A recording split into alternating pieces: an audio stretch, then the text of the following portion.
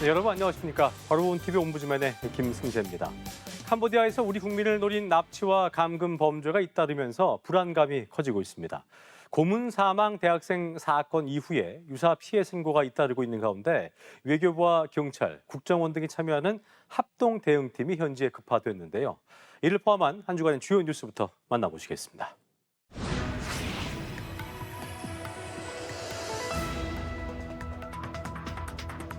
제 뒤로 보이시는 건물이 범죄 단지인 웬치의 모습인데요.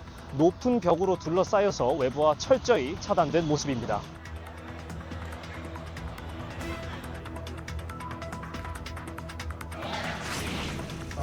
주택 시장 안정화 대책을 마련합니다.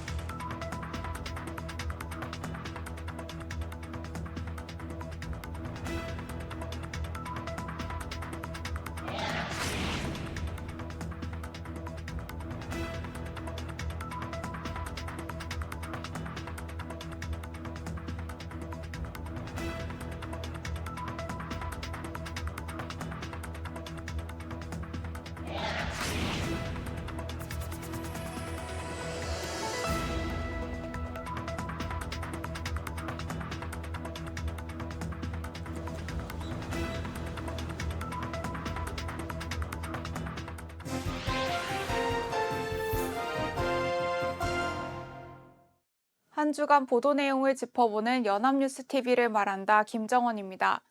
캄보디아에서 한국인을 대상으로 한 범죄 피해가 급증하면서 정부가 강력한 대응에 나섰습니다. 여행경보 최고 단계인 여행 금지 지정을 검토하고 특별 항공편까지 투입하기로 했는데요. 현지에서 안전이 확인되지 않은 국민이 80여 명에 달하는 것으로 파악됐습니다. 연합뉴스 TV 보도를 통해 살펴보겠습니다. 현지 범죄 조직에 의한 20대 대학생 사망 사건을 포함해 캄보디아에서 한국인 피해가 끊이지 않고 있습니다. 정부는 추가 피해를 막기 위해 여행경보 상향 발령을 검토하고 있습니다. 이미 지난 10일 수도 프놈펜 지역의 여행경보 2.5단계인 특별여행주의보가 발령됐는데 최고 수위인 여행경보 4단계 여행금지 지역 지정을 고려 중입니다. 김진아 외교 2차관을 단장으로 현지에 급파되는 합동 대응팀은 구금된 우리 국민 중 피의자들을 특별 항공편을 투입해 가능한 빨리 송환할 방침입니다. 3개월째 공석인 대사 자리에 외교부 본부 대사가 임시 파견됩니다. 외교부 당국자는 올해 1월부터 8월까지 접수한 신고 건수가 총 330건으로 이 중 80여 건이 현재 진행 중이라고 밝혔습니다. 종결 건수는 260건으로 현지 경찰 체포, 구조 후 추방, 자력 탈출, 귀국, 가족과 연락 재개 등 안전이 확인된 경우가 종결 처리에 해당한다고 설명했습니다.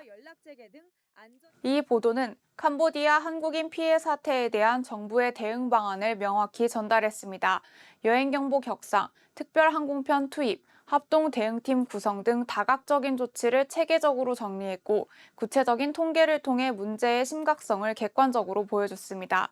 다만 3개월째 공석인 대사 자리가 왜 그동안 방치됐는지에 대한 배경 설명이 부족했고 종결 처리의 기준이 다소 모호하게 전달될 우려가 있습니다.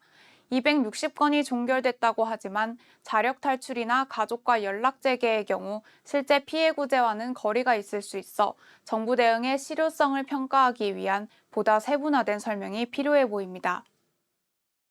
캄보디아에서 한국인 대상 범죄가 잇따르는 가운데 정치권은 책임 공방을 벌이고 있습니다. 더불어민주당은 전임 윤석열 정권의 무능과 부패가 그 배경이라며 책임을 돌렸고 국민의힘은 현 정부의 대응이 아니하다며 이재명 대통령이 직접 사태 해결에 나설 것을 촉구했습니다. 연합뉴스TV 보도를 통해 살펴보겠습니다. 더불어민주당은 윤석열 정권이 국제범죄 대응 인력을 줄이고 경찰 주재관 증언 요청도 외면했다고 주장했습니다. 한정혜 정책위의장은 캄보디아에서 2023년 21건이었던 감금 신고가 2024년 221건으로 10배 증가했다며 국민의 생명과 안전을 위협한 것은 윤석열 정부였다고 비판했습니다. 반면 국민의힘은 현 정부의 대응에 초점을 맞췄습니다. 송원석 원내대표는 특사 파견, 정상 간 통화 등 외교 채널을 총동원해야 한다며 이재명 대통령이 직접 나설 것을 촉구했고, 김건 의원은 주 캄보디아 대사 공백 사태를 거론하며 소잃고 외양간도 못 고치고 있는 형편이라고 지적했습니다. 이 보도는 캄보디아 사태를 둘러싼 여야의 입장을 균형 있게 전달했습니다. 민주당의 전 정부 책임론과 국민의힘의 현 정부 대응 촉구를 모두 다루며 정치권의 시각을 명확히 보여줬습니다. 그러나 현재에서 80여 명의 국민 안전이 확인되지 않은 긴박한 상황에서 정치권이 과거 책임 규명과 현 정부 비난에만 몰두하는 모습을 비판적으로 조명하지 못한 점은 아쉽습니다. 보도는 여야의 공방을 있는 그대로 전달하는 데 그쳤을 뿐, 지금은 책임 공방을 할 때가 아니라 피해자 구조와 재발 방지를 위한 실질적 대응책을 마련해야 할 때라는 비판적 시각을 함께 제시했다면 더욱 의미 있는 보도가 되었을 것입니다. 글로벌 빅테크 기업들이 국내에서 벌어간 수익은 천문학적인 규모인데, 허위 정보 등 문제가 되는 컨텐츠에 대해서는 책임을 다하지 않고 있다는 지적이 국감에서 제기됐습니다. 당국은 빅테크 기업들의 과징금을 부과하는 방안을 마련했지만 아직 실행되지 못하고 있습니다. 연합뉴스TV 보도를 통해 알아보겠습니다. 유튜브 같은 글로벌 빅테크 기업의 가장 큰 문제 중 하나는 법의 사각지대에 있다는 점입니다. 성적 내용이나 허위 정보, 청소년 범죄 유발 컨텐츠가 있어도 부가통신사업자로 분류돼 방송법을 적용할 수 없습니다. 얼마 전에 10대들이 유튜브에 올라온 영업 종료 뒤 가게에 숨어있기 같은 영상을 따라해 무인점포 침입과 절도를 저지르기도 했습니다. 이러는 동안 글로벌 빅테크 기업들이 국내에서 벌어간 수익은 천문학적입니다. 2020에서 2023년 구글과 애플이 걷어간 인앱 결제 수수료만 9조 원에 달합니다. 방송미디어통신위원회는 지난 2023년 10월 인앱 결제 강제 등을 이유로 구글과 애플에 각각 400억 원, 200억 원대 과징금을 부과하는 방안을 마련했지만 아직 부과하지 못하고 있습니다. 이정원 의원은 2021년 인앱 결제 강제 금지법이 세계 최초로 통과됐는데 벌써 4년이나 지났다고 지적했습니다. 이 보도는 글로벌 빅테크 기업들이 국내에서 막대한 수익을 거두면서도 컨텐츠 규제나 공정한 수수료 체계 등 사회적 책임은 회피하고 있는 현실을 구체적으로 전달했습니다. 다만 부가통신사업자로 분류돼 방송법을 적용할 수 없다는 설명이 일반 시청자들에게는 어렵게 느껴질 수 있습니다. 이것이 왜 문제이고 방송사업자와 어떻게 다른지에 대한 쉬운 설명이 필요했습니다. 아울러 보도가 앞부분에서 허위 정보, 청소년 범죄 유발 컨텐츠 등 컨텐츠 규제의 사각지대 문제를 제기했지만 뒷부분에서는 인앱 결제와 과징금 문제에만 집중한 점도 아쉽습니다. 컨텐츠 규제 공백에 대한 대응 방안은 어떻게 논의되고 있는지 설명이 보완되었다면 제기한 문제를 보다 균형 있게 다룰 수 있었을 것으로 보입니다. 우리나라 피부과를 찾은 외국인 수가 15년 사이 100배 넘게 늘었습니다. 예뻐지기 위해서 한국을 찾는 외국인들이 많아지는 건데요. K-뷰티를 넘어 이제는 K-의료 관광이 새로운 트렌드로 떠오르고 있습니다. 연합뉴스TV 보도를 통해 살펴보겠습니다. SNS에서 한국에 오면 예뻐진다는 코리아 글로우업 챌린지가 인기를 끌면서 한국 의료 관광을 찾는 외국인이 급증하고 있습니다. 지난해 외국인 환자 수는 처음으로 100만 명을 돌파했고 피부과를 찾은 외국인은 15년 사이 117배 증가했습니다. 올해 외국인 의료 소비액은 1조 원을 넘어서며 큰 폭으로 상승했습니다. 최근 중국인 무비자 입국 시행으로 의료 관광이 더욱 활기를 띠고 있으며 장기 체류로 인한 숙박, 쇼핑 등 관련 소비 확대 효과도 기대되고 있습니다. 이 보도는 K-의료 관광의 성장세를 구체적인 통계로 명확히 전달했습니다. 15년 사이 피부과 외국인 환자가 117배 증가했다는 수치와 의료 소비액 1조 원 돌파는 산업의 규모를 잘 보여줬고 코리아 글로우업 챌린지 같은 SNS 트렌드를 소개하며 현상의 사회문화적 배경도 설명했습니다. 다만 긍정적인 측면만 부각되고 우려되는 점에 대한 균형적 시각이 부족했습니다. 의료 관광이 급증하면서 발생할 수 있는 의료 사고 대응 체계나 불법 브로커 문제, 과잉진료 우려 등에 대한 언급이 없어 일방적인 홍보성 보도로 비칠 수 있습니다. 고부가가치 산업으로서의 가능성과 함께 안전한 의료관광 환경 조성을 위한 과제도 함께 제시되었다면 더욱 균형 잡힌 보도가 되었을 것으로 보입니다. 저출산 고령화 현상이 이어지면서 지난해 우리나라의 70대 이상 인구가 20대 인구를 추월했습니다. 1925년 통계 집계 이후 100년 만에 처음 있는 일인데요. 20대의 고용난도 심화하고 있어 인구 구조 악화가 가속할 수 있다는 우려가 나옵니다. 연합뉴스TV 보도를 통해 알아보겠습니다. 저출산 고령화가 심화되면서 우리나라 고령 인구는 지난해 처음 1천만 명을 넘어섰습니다. 특히 70대 이상 인구가 20대 인구를 추월한 것으로 나타났습니다. 지난해 20대 인구는 630만 명, 70대 이상 인구는 654만 명으로 집계됐습니다. 20대 인구가 70대 이상에 밀린 것은 100년 만에 처음입니다. 노동시장에서는 20대 소외 현상도 뚜렷합니다.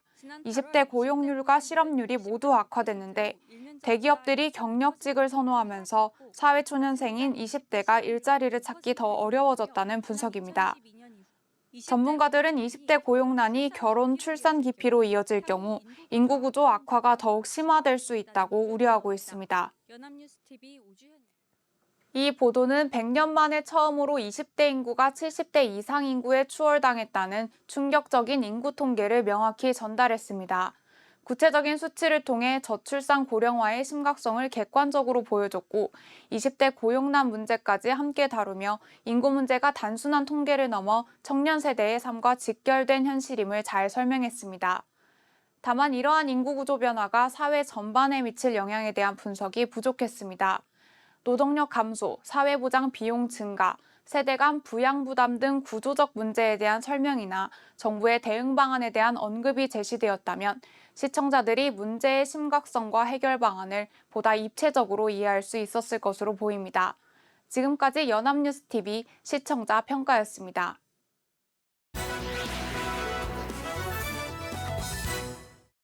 네, 이번 시간은 주말에 방영되는 제작 프로그램을 대학생의 시선으로 분석 및 평가해보는 시간이지요. 캠퍼스 TV 리포트입니다. 이번 주에는 숙명여자대학교 이류연 학생과 함께하겠습니다. 어서 오십시오. 네, 안녕하십니까. 네, 류연 학생 지난주에 어떤 프로그램 모니터링했습니까? 네, 저는 매주 토요일에 방송되는 연중기획 하모니를 모니터링했습니다. 이번 방송에서는 바다의 도시죠. 부산에 살고 있는 한독 부부의 이야기가 담겼는데요. 독일에서 한국으로 유학 온 아내 사만다 씨는 부산 사나이 윤호 씨에게 첫눈에 반해 뜨거운 열애 끝에 부부가 됐습니다. 그렇군요. 이제는 눈에 넣어도 아프지 않을 아들 키아니를 키우며 바쁜 나날들을 보내고 있는데요. 한독 커플의 독한 육아일기 지금 바로 만나보시죠.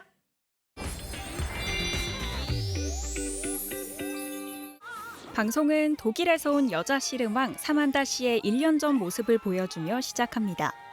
갑자기 모래판에서 사라졌다는 그녀.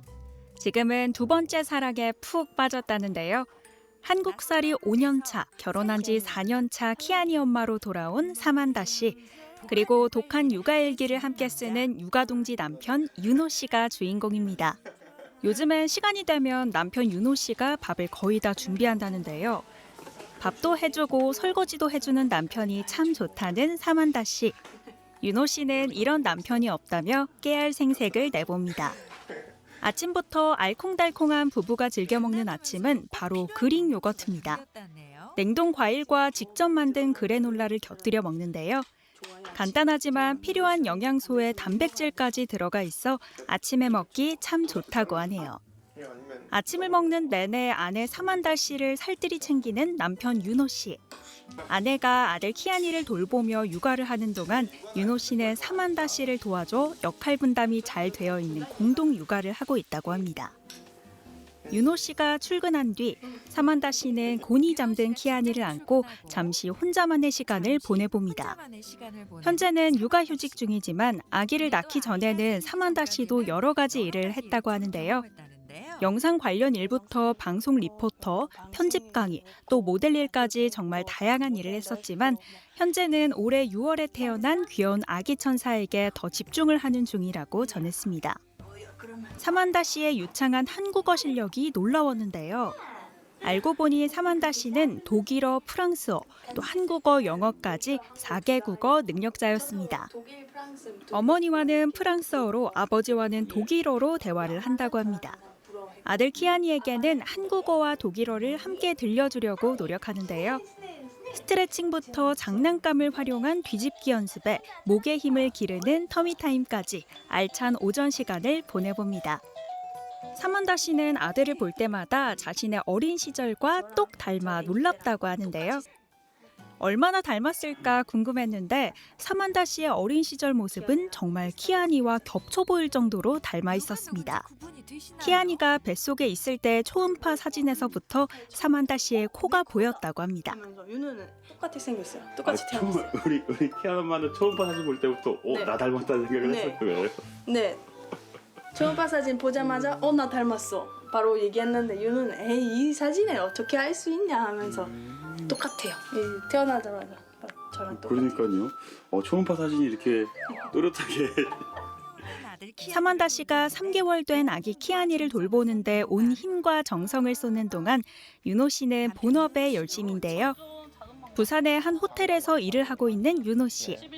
대학 졸업 후 헬스 트레이너로 일했던 윤호 씨는 현재 호텔리어로 변신했습니다. 손님이 머물고 간 객실 청소 시간, 윤호 씨는 평소 몸을 쓰면서 일하는 걸 좋아하기 때문에 쓰레기 치우는 일과 침구류 바꾸는 일 등 다양한 업무를 본다고 합니다. 처음에는 휴지통 안에 있는 쓰레기를 손으로 잡는 게 싫었는데 이젠 아무 생각 없이 잘 잡는다고 하네요. 아들 키아니가 태어난 후 윤호 씨의 직업관에도 변화가 생겼습니다. 예전에는 경력을 쌓는다거나 조금 더 돈을 벌 수 있는 곳을 선택했다면 올해는 그런 것들을 좀 내려놓고 낯선 타지에와 출산까지 한 아내가 힘들지 않게 육아를 함께하는 것에 더 집중하고 있다고 합니다. 사만다 씨의 애칭을 부르며 퇴근하는 윤호 씨. 방 안에선 키아니 울음소리가 들렸는데요. 키아니가 잘 잤는지 오늘 어땠는지 물어봅니다. 조금 서운한 듯한 사만다 씨와 그런 아내를 보는 윤호 씨의 눈에서 꿀이 뚝뚝 떨어졌습니다. 눕히자마자 바로 칭얼거리기 시작하는 키아니. 엄마가 힘들지 않게 누워서도 잘 자면 좋을 텐데 안고 있어야 잠에 든다고 합니다. 하루 종일 키아니를 안고 있느라 힘들었을 사만다 씨를 대신해 조금은 서툴지만 윤호 씨가 키아니를 안아봅니다. 아이 이름은 너무 한국적이거나 너무 독일적인 이름보다는 그 사이 이름을 찾다가 키안으로 아기 이름을 짓게 됐다고 하는데요. 영어로도 쓰기 쉽고 발음하기에도 쉽고 또 한국어로도 발음하기 쉬워야 했기 때문에 여러 후보 중 키안이로 정해졌습니다. 사만다 씨 마음에 쏙 들었던 이름은 사실 이안이었는데요. 요즘 특히 한국에선 이안이라는 이름이 너무 많아져서 앞에 K를 붙이게 됐습니다. 키아니를 재우기 위해 토닥토닥 해보는 윤호 씨. 사만다 씨는 어릴 때부터 일찍 엄마가 되고 싶어서 공부를 많이 했다고 합니다. 윤호 씨는 옆에서 많이 배운다며 아내를 향한 존경의 마음을 내비쳤습니다. 키아니가 아빠 품에 안겨서도 쉽게 잠들지 않고 다시 울기 시작하자 사만다 씨가 비장의 무기를 꺼냈습니다. 바로 청소기였는데요. 청소기 소리를 들려주니 놀랍게도 울음을 멈추고 잠이 들었습니다.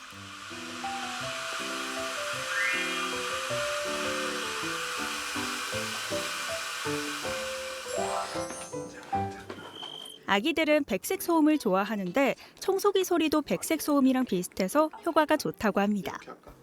깊게 잠든 키아니의 목 위치를 조심조심 조정해 보는데요. 사만다 씨는 이렇게 섬세한 부분까지 놓치지 않는 꼼꼼한 엄마입니다. 전직 씨름왕이었던 사만다가 다시 모래판 위에서 삿발을 움켜쥐었습니다. 1년 만에 훈련을 돌입한 사만다 씨의 다음 이야기를 예고하며 이번 방송은 마무리됩니다. 네, 모니터링한 내용 잘 봤습니다. 류현 학생 이번 연중기획 하모니 보면서 어떤 점이 가장 와닿았습니까? 네, 저는 낯선 한국에서 출산과 육아를 밝게 해내고 있는 이 사만다 씨와 서로를 존중하는 부부의 모습이 인상 깊었습니다. 특히 직업도 바꿔가며 아내의 육아에 힘이 되어주는 윤호 씨의 모습이 기억에 남고요. 또 이 청소기를 활용해서 백색 소음을 낸 사만다 씨의 육아 지혜도 돋보였습니다. 육아로 바쁜 와중에 씨름판으로 복귀를 예고한 사만다 씨의 다음 이야기가 벌써부터 너무 기다려집니다. 네, 저도 기대가 되네요. 지금까지 숙명여대 이류현 학생과 함께했습니다. 오늘 말씀 고맙습니다. 네, 고맙습니다.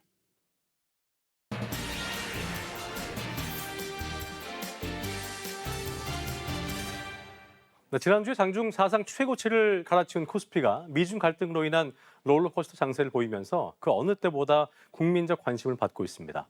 코스피 5천 시대에 대한 장밋빛 기대감부터 한동안 이어진 안전자산과 위험자산이 동시에 오르는 현상까지 언론이 혹여나 과도한 투자 심리를 부추기고 있는 건 아닌지 냉철하게 따져봐야 할 텐데요. 오늘 TV와 비평에서 관련 내용 자세히 짚어보겠습니다. 도움 말씀에 동아방송예술대학교 정은 교수와 함께하겠습니다. 어서 오십시오. 안녕하십니까. 네. 연일 사상 최고치를 갈아치우던 코스피가 네. 미중 간의 갈등 재격화로 인해서 롤러코스터 장세를 보이면서 그 어느 때보다 관심을 받고 있는 상황인데요. 언론에서도 코스피 시황에 대한 많은 보도가 있었습니다. 먼저 주요 보도 내용부터 좀 만나볼까요? 네. 지난 10일 장기 연휴 이후 모처럼 개장한 코스피는 사상 처음으로 3,600선을 돌파했습니다. 예. 사상 처음 보는 코스피 지수에 이 언론들도 연일 보도했는데요. 이데일리는 코스피 3전, SK 하이닉스 쌍끌이의 1%대 강세 3,610선 돌파라고 보도를 했고 디지털 타임스는 코스피 사상 첫 3,600선 돌파, SK 하이닉스, 삼성전자 급등이라고 보도했습니다. 대부분의 언론에서 이 반도체주 급등과 사상 최고의 코스피 지수를 언급했습니다. 아시아경제 보도에 따르면 최근 상승세를 보인 이 코스피를 견인한 것은 인공지능 훈풍 여파에 반도체, 원전 등 AI 밸류체인 종목들이었습니다. 삼성전자와 SK 하이닉스 등이 급등하는 기염을 토했고 또 외국인들의 사자세가 코스피를 상승세로 만들었습니다. 네. 다만 상승은 일부 종목에 국한되는 모습을 보였습니다.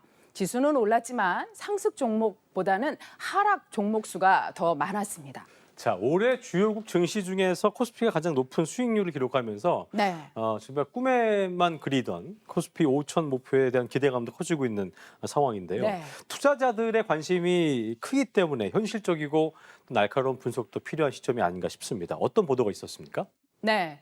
이데일리는 추석 연휴 직전 사상 처음으로 코스피가 3,500선을 넘어선 가운데 전문가들 사이에선 증시가 5천 시대를 향한 본격적인 상승 국면에 돌입했다는 전망이 잇따른다고 보도했습니다. 예. 이재명 대통령이 직접 코스피 5천 시대를 연일 강조한 데다가 인공지능 관련 반도체 슈퍼사이클 기대감에 더해서 예. 지배구조 개선 또 주주 환원 등 코리아 디스카운트 해소 정책 등이 긍정적인 요인으로 작용한다는 평가입니다.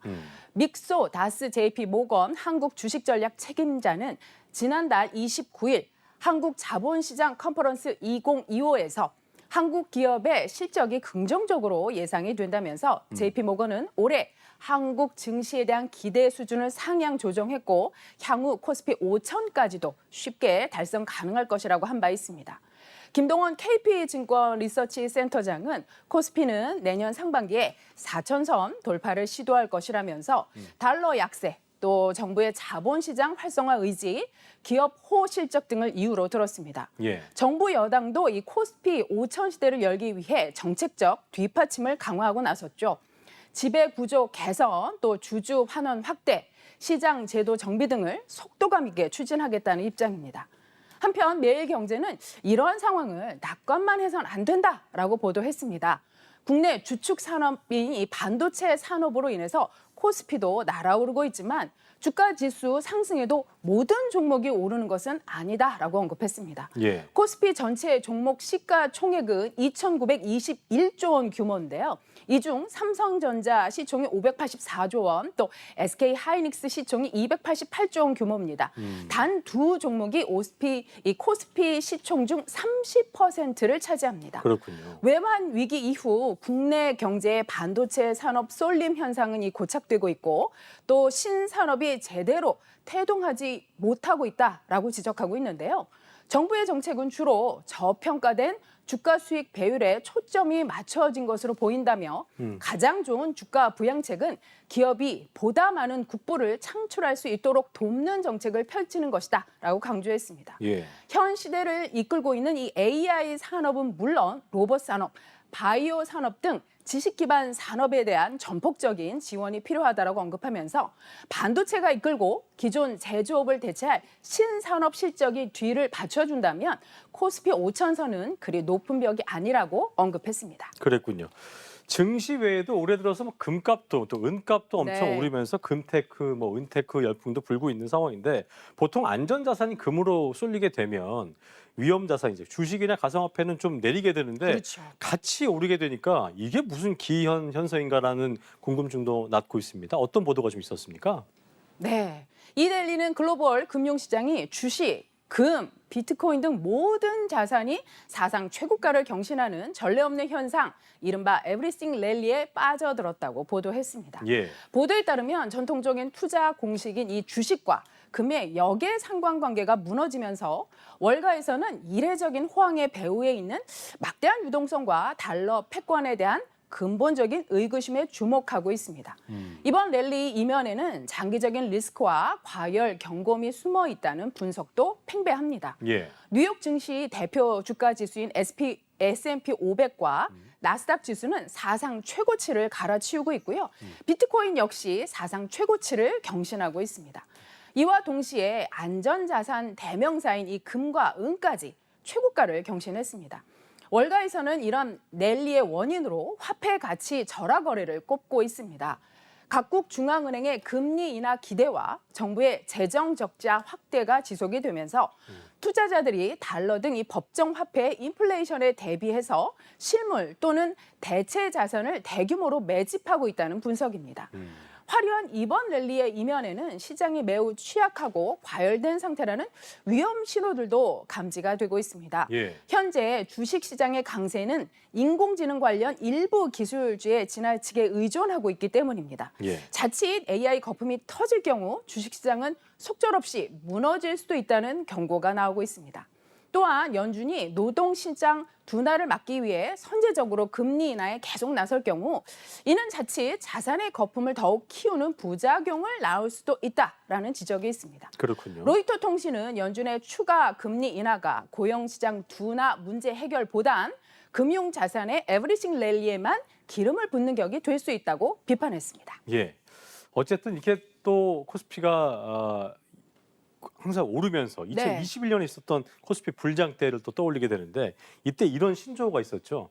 벼락거지라는 그런 신조어가 있었는데 언론이 자칫 이 잘못된 투기 광풍을 부추기지 않도록 신중한 접근이 필요한 시기가 아닌가 싶은데 관련 보도는 어떻게 좀 평가하시겠습니까? 네, 맞습니다. 많은 언론들이 이번 코스피 랠리에 연일 많은 양의 기사를 쏟아내고 있습니다. 예. 언론도 난생 처음 겪는 코스피에 매우 고조된 분위기입니다. 그렇습니다. 그러나 최근 코스피가 상승하고 있다고 해도 여러 보도에 따르면 주로 AI 관련 일부 종목에 집중돼 있습니다. 하락 종목도 많고 또 지난 9월까지 일반 우리 투자자들이 국내 주식을 많이 매도하기도 했습니다. 예. 물론 10월에 많은 매수세로 돌아서기도 했죠. 최근 이 미중 간 줄다리기로 코스피도 롤러코스터를 타기도 했기 때문에 투자가 쉬운 것만은 아닌 듯합니다.